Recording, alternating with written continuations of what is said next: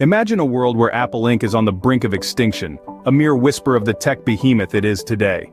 This isn't a tale from an alternate universe, but a chapter from the not-so-distant past. Picture this, the mid-90s, a time when Apple's future was shrouded in uncertainty.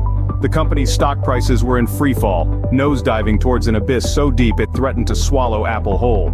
There was an eerie silence in place of the once buzzing innovation. The tech giant's product pipeline had run dry, replaced with a barren wasteland of failed launches and missed opportunities.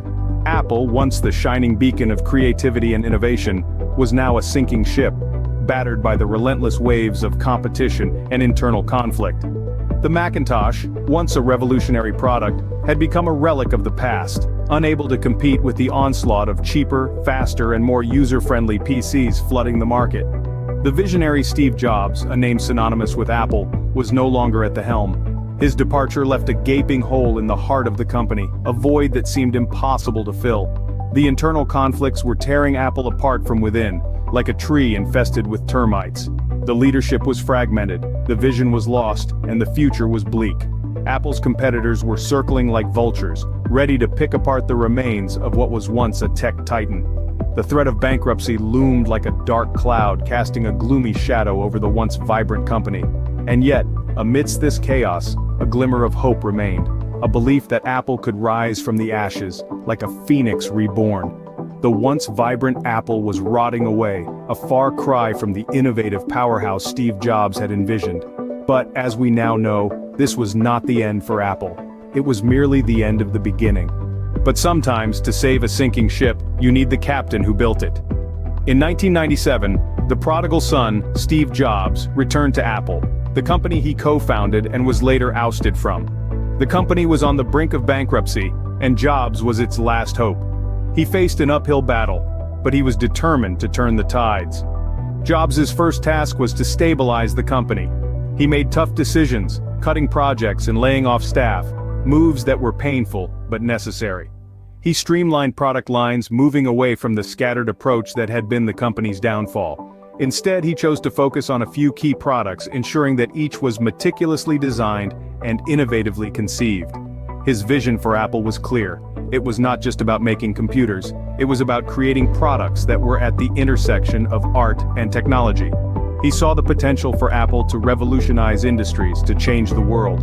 This vision was ambitious, daring, and just what the struggling company needed. Jobs was not just a visionary but a strategist. He understood that to succeed, Apple needed more than just great products. It needed a strong brand, a distinctive identity. He focused on creating a culture of innovation within the company, fostering an environment where creativity and daring were encouraged. He wanted Apple to be synonymous with quality, design, and innovation. He also knew that Apple needed to reconnect with its customers. He launched the Think Different campaign, a bold move that positioned Apple as a company for the creative, the innovative, the rule breakers. It was a message that resonated with consumers, and it helped to re-establish Apple's brand in the market. Jobs' return to Apple was not a smooth ride. There were challenges, setbacks, and doubts. But he remained unwavering in his vision, his belief in what Apple could be. He steered the company through the storm, navigating with a steady hand and an eye on the horizon. With Jobs back at the helm, Apple was ready to sail through uncharted waters.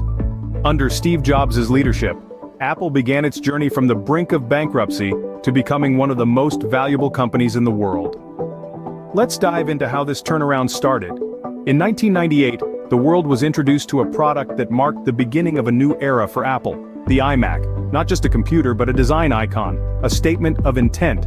Jobs understood that to revive Apple, it was essential to create a product that was not only technologically superior but also aesthetically pleasing, a product that resonated with the consumer, not just as a machine, but as a lifestyle choice. So, what made the iMac different? Well, it was the first consumer-focused computer to eschew the traditional beige box design. The iMac was bold, it was colorful, it was different. It embodied the spirit of the new Apple, an Apple that was willing to take risks to challenge the norm. And the gamble paid off. The iMac was a hit. It wasn't just a beacon of hope for the struggling company, but also a testament to Apple's newfound focus on integrating high technology with high design. But the iMac was more than just a successful product. It set the tone for Apple's future direction. It was the first step in a series of revolutionary products that would follow. It was the dawn of a new era, an era where Apple didn't just follow trends, it set them. Where Apple didn't just make products, it made icons. With the iMac's success, Apple started to regain its lost ground. Confidence was restored, both within the company and among its consumers. The iMac wasn't just a computer, it was a symbol of Apple's revival, a promise of greater things to come. And so, Apple began its ascent, from near oblivion to the pinnacle of the tech world. The iMac was the first major product of the second Jobs era, marking the start of a journey that would lead Apple to become the tech titan we know today. The Apple of old was back, and with a vengeance. The next decade would see Apple redefine not one but three major industries. As the new millennium dawned, Apple was about to embark on a path of uncharted territory. The first game-changer in line was the iPod, a compact device that put 1,000 songs in your pocket. Launched in 2001, the iPod transformed the way we listen to music, replacing bulky Walkmans and CD players with a slick, portable gadget. The iPod was not just a product, it was a revolution that shifted the music industry forever. But Apple didn't stop there. In 2007, the company made another groundbreaking move with the launch of the iPhone. This was no ordinary phone, it was a computer, a camera, a music player and more, all packed into one sleek device. The iPhone redefined what a phone could be, setting a new standard for the mobile phone industry. It represented a leap in imagination, a testament to Apple's relentless pursuit of innovation. Then, in 2010, Apple once again sent shockwaves through the tech world with the introduction of the iPad. This wasn't just a larger iPhone or a smaller laptop, it was a new category of device, a tablet that was both powerful and portable. With its intuitive touchscreen interface and wide range of applications, the iPad revolutionized personal computing and set a new benchmark for tablets. Each of these products wasn't just an iteration but a revolution. They were bold, audacious steps that solidified Apple's reputation as an innovator. These weren't just devices, they were cultural phenomena that changed the way we live, work, and play. The iPod, the iPhone, the iPad. 3 industries, 3 transformations. Each product was a testament to Apple's ability to envision the future and bring it to life. With each new product, Apple wasn't just surviving in a fiercely competitive market, it was thriving. It was leading the charge into the future, shaping the world with its innovative spirit. With each new product, Apple was not just surviving, it was thriving. Steve Jobs was more than just a CEO. He was a visionary who transformed Apple into a symbol of innovation and design. His impact reverberated beyond the confines of his company, shaping not only the tech industry, but also how we live our daily lives. Steve Jobs was a leader of a different ilk. His leadership style was characterized by an unwavering commitment to perfection, a relentless pursuit of innovation, and an innate ability to foresee the future.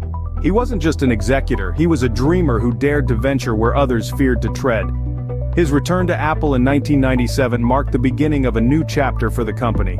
At the time, Apple was teetering on the brink of bankruptcy, its glory days seemingly a thing of the past. Jobs, however, saw potential where others saw failure. He spearheaded a series of strategic changes, revamping the product line, streamlining operations, and redefining the company's vision. The result? Not only did Apple survive, but it thrived, reaching unprecedented heights. Under Jobs' stewardship, Apple delivered an array of groundbreaking products from the iPod and iPhone to the iPad and MacBook Air.